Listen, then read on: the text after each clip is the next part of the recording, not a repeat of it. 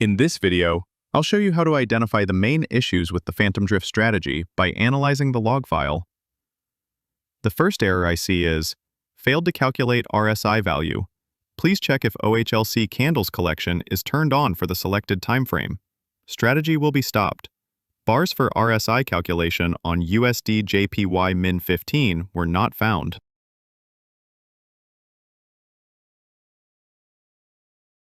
To fix this problem, I need to open Session Manager and go to the Symbols tab. Yes, I forgot to check the option to collect candles for USD JPY 15. I enable it, and now my RSI indicator will work correctly. I'm also trading on a cTrader account via Fix API, so I'll apply lot sizes and volume steps for Fix API accounts.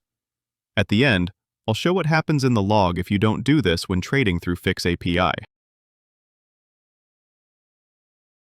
Next, I analyze slippage and order execution time, especially for orders opened not by martingale, but by the arbitrage strategy. This helps me understand when the broker applies anti-arbitrage plugins, because slippage and execution time will increase. I've found another error.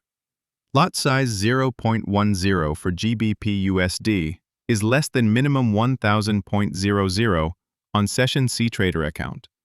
Instrument is disabled to avoid loss. I open the Instruments and Orders tab and see that I set the lot size for GBP USD to 0.1, while for FIX API accounts, the minimum lot size for currencies is usually 1000, so I change it to 1000. Then, I go to the Logs tab and click View Logs. This option lets me review logs for a selected time period. I find the following error.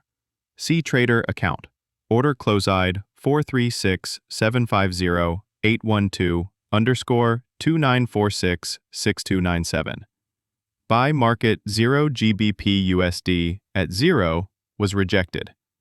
Reason, trading_admin Javi.